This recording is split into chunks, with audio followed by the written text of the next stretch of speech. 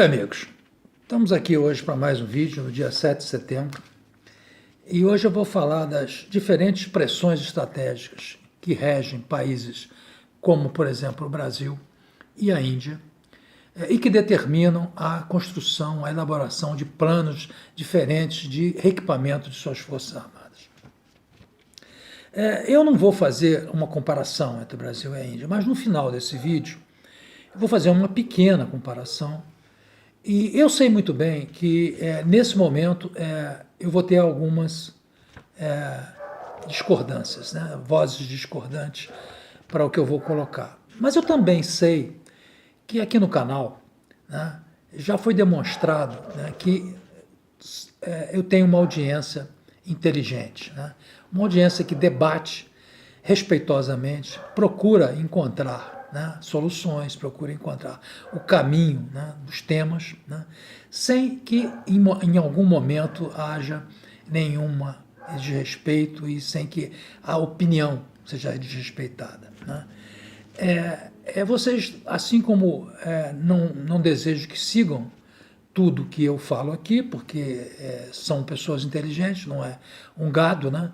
Então, eu sei perfeitamente que eu vou, nessa comparação, nós vamos ter algumas vozes divergentes. E eu estou pronto aí para a gente discutir essas divergências e tentar explicar, né, o porquê um tipo de pensamento em relação a essa questão da posse de armas nucleares.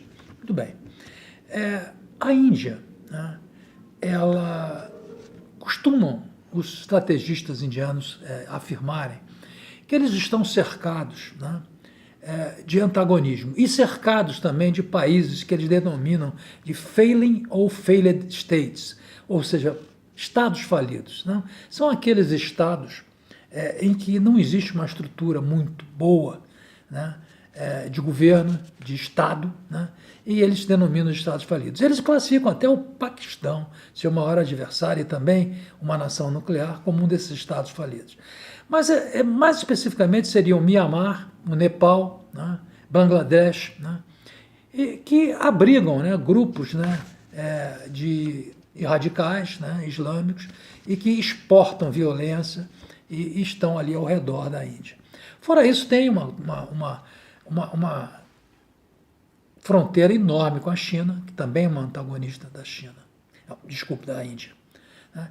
Então a Índia se vê, né, cercada num caldeirão e determinou, né, que para confrontar esse tipo de coisa, ela deveria enveredar por uma força armada dotada de armas nucleares. E desde o final da década de 70, que ela vem desenvolvendo isso, né? Vem desenvolvendo essa capacitação e chegou à tríade nuclear, né? Ou seja, ela tem no ar, né, aviões Dassault, Mirage e Jaguar, que são capazes de portar bombas, né, nucleares, mas não são bombas inteligentes, são bombas que detonam por impacto, né? Na Terra, né, a Índia já desenvolveu uma série de mísseis chamados Agnis, da série Agnis, desde o Agnis 1 até o Agnis 6. Né? O Agnis 1, 700 a 1.200 quilômetros, o Agnis 2, de 2.000 a 3.500, o Agnis 3, de 3.000 a 5.000. E está desenvolvendo ainda Agnis 4, 5 e 6, até atingir no Agnis 6 a distância balística de 12.000 quilômetros. Né? Está em desenvolvimento. Até o Agni 5, ou seja, 8.000 quilômetros, a Índia teria, né, esses mísseis de terra, né, de plataformas terrestres. Né?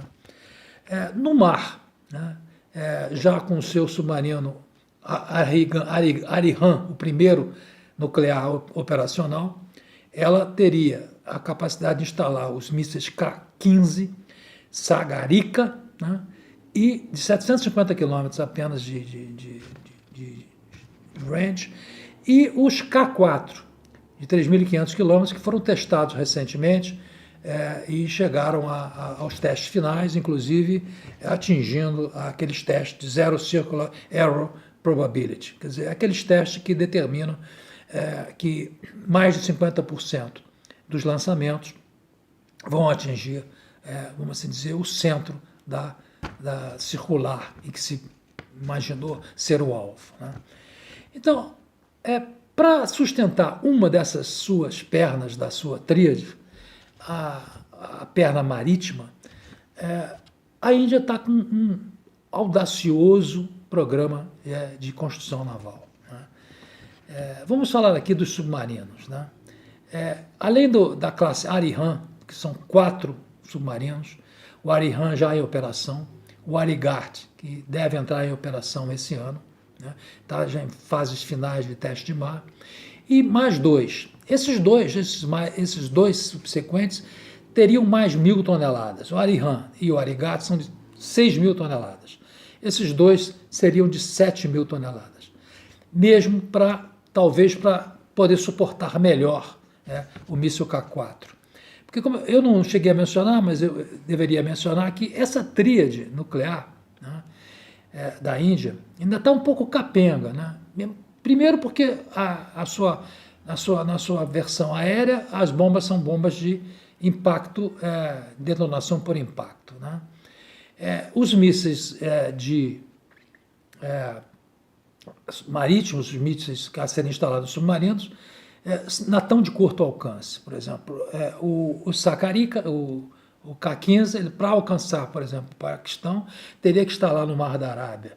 E para alcançar a China, não muito para dentro da China continental, teria que estar ao norte do Golfo de Bengala, sujeito a ser detectado, né? Porque os mísseis de submarino ainda estão nessa faixa ainda de menor, range menor, né?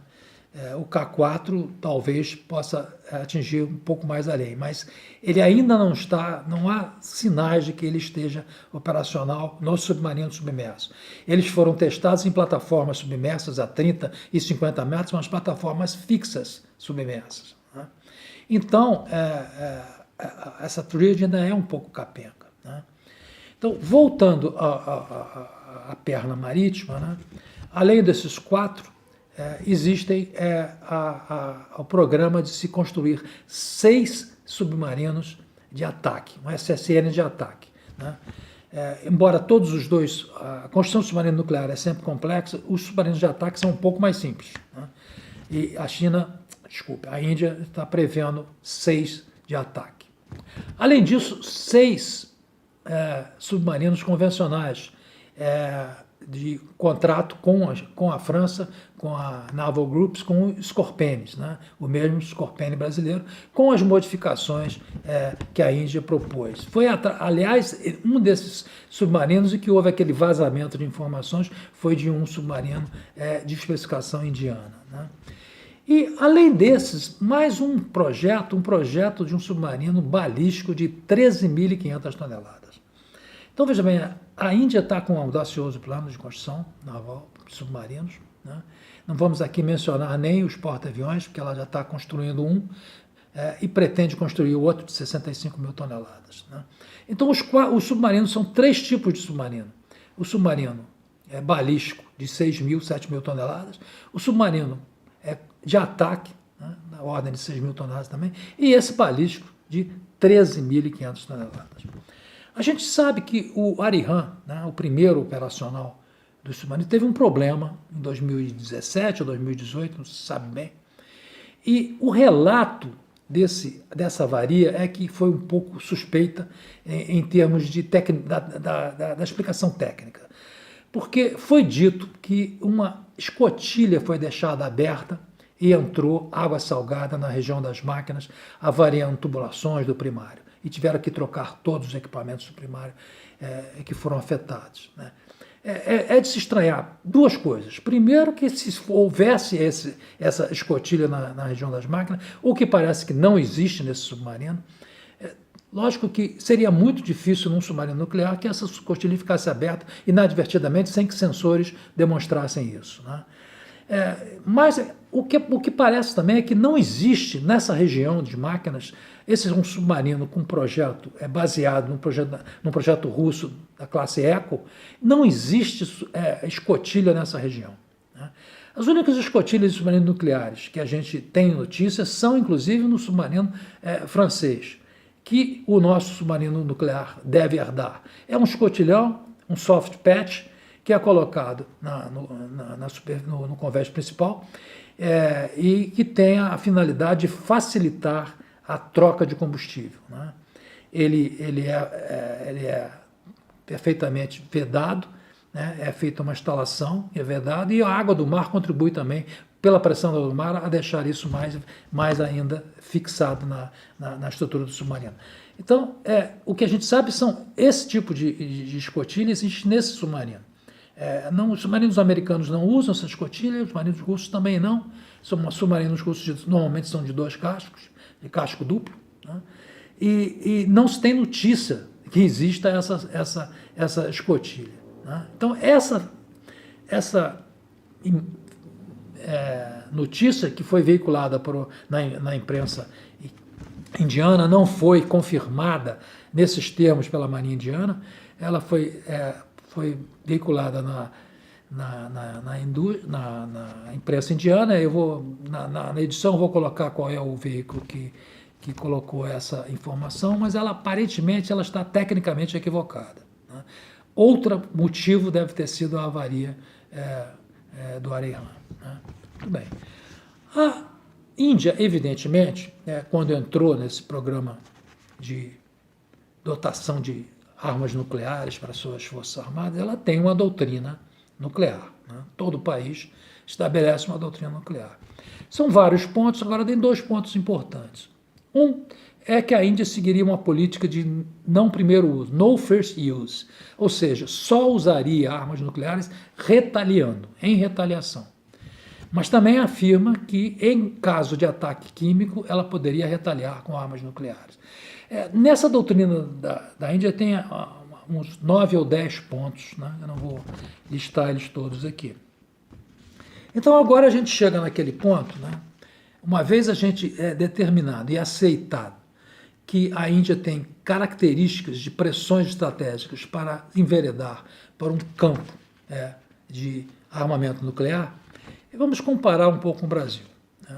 O Brasil, apesar de eu ter sentido nessas nossas conversas que tem muita gente que pleiteia e acha que o Brasil deveria entrar nisso, né?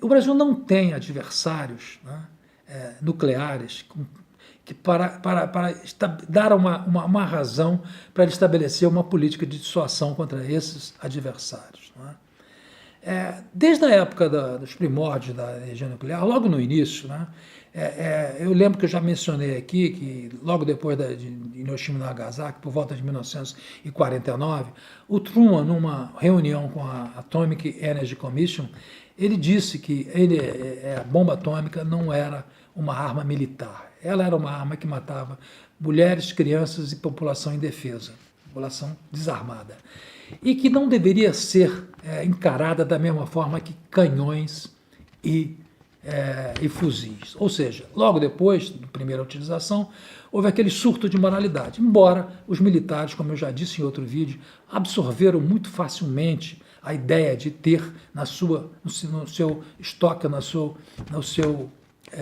arsenal, as armas nucleares. Né? Mas sempre houve, a partir dos Estados Unidos e depois apareceu a Rússia, veio a França, a Inglaterra, países que se sentiram com necessidade de ter energia nuclear como forma de dissuasão. Como aliado americano, a Inglaterra, a França tiveram. A Rússia montou o seu arsenal para contrastar o arsenal americano. Da mesma forma, a China. Né? Então, você estabelecer armamento nuclear num país que não tem um adversário nuclear imediato, seria uma novidade, seria uma inovação. Né? E sem lembrar que não é só a bomba. Todo mundo sabe que você tem a bomba, você tem a plataforma, o míssil, tudo isso para poder levar essa bomba ao seu objetivo. Isso é um poço sem fundo de recursos. Né? Eu sempre disse aqui que a gente não deve cotejar, comparar investimentos em defesa com investimentos em programas sociais. São coisas distintas, ambas importantes e cada uma tem o seu lugar. Mas se você entra numa aventura dessa, desnecessariamente, ou seja, o país não necessita entrar numa escalada nuclear e entra, vai drenar recursos importantíssimos para o resto da população, que ainda carece de muita coisa, né? Então, eu, particularmente, na minha opinião, e sei que vou ter vozes dissidentes contra isso, não acho que o Brasil precisa ter voz, ter arma nuclear para ser respeitado, né? Ele precisa ter uma marinha, um exército e uma força aérea eficiente, operativa, né? Condizente com os nossos objetivos estratégicos, né? Submarinos em quantidade suficiente, navios de superfície em quantidade suficiente, caças e toda a parafernália de forças terrestres e fuzileiros navais precisa estar bem treinada e bem aparelhada. Isso é inegável. Mas daí a dizer que a gente precisa de armas nucleares para ser respeitado, eu não acho que é por aí, né? Inclusive, eu coloquei lá na comunidade um link sobre um artigo muito interessante que fala, que defende que a deterrence, né, a teoria da deterrence, da teoria da dissuasão é um mito. Que o fato de nós estarmos sem confrontos nucleares há 50 anos, desde a Segunda Guerra, sem confrontos nucleares, não é por causa da deterrence, não é por causa da dissuasão, desse conceito de dissuasão. Inclusive, nesse mesmo estudo, está lá dito, e isso não é prerrogativa desse estudo, existem vários estudos de historiadores que vêm analisando isso, a rendição do Japão na Segunda Guerra não teria se dado por causa das duas bombas, e sim pela declaração de guerra da Rússia, pela invasão da Manchúria, e que aí o japonês preferiu se render aos americanos e evitar a entrada da Rússia no seu país, né? Isso não é prerrogativa de um estudo, são vários estudos e vários historiadores que abraçam já essa tese. Mas esse estudo faz um estudo mais profundo sobre a deterrence, dizendo que ela é um mito. Eu acho o estudo um pouco falho. Eles analisam todas as guerras desde a antiguidade, dizendo e chegam à conclusão que nenhuma destruição de cidade, que é o que se tem medo, né, na energia nuclear, na bomba nuclear, nenhuma destruição de cidade impediu que os exércitos continuassem lutando. Mas esquece, talvez, esse estudo de mencionar que a energia nuclear traz algo mais, traz o pós-bomba, né, que é alguma coisa que realmente apavora as pessoas, né? Então, eu até recomendo a leitura desse estudo, é uma passagem histórica, é uma pincelada histórica boa nos conflitos todos, mas eu não acho que não tenha sido a deterrence que esteja segurando a utilização das armas nucleares. Eu acho que ela tem seu papel, sim, né? Então, era isso. Eu queria falar, era essa a comparação singela com a nossa situação estratégica e explicar por que, né, a Índia tem lá seus motivos para estar investindo a quantidade enorme de dinheiro que eles estão investindo. E veja bem, a Índia é um país com características por exemplo, econômicas parecidas com o Brasil. Tem um PIB próximo, tem um IDH bem menos, né, tem muito mais problemas de miséria, talvez, que o Brasil, tem bolsões maiores, uma população muito grande, mas tem um PIB parecido e está jogando muito dinheiro porque acha que precisa ter para se defender, né? Então, se nós fôssemos entrar numa jogada dessa, é muito dinheiro que a gente ia delegar. É muita coisa em detrimento de coisas mais importantes para o nosso país, né? Então é isso. Quem gostou, clica aí. Quem não gostou, tá? Muito obrigado e até a próxima.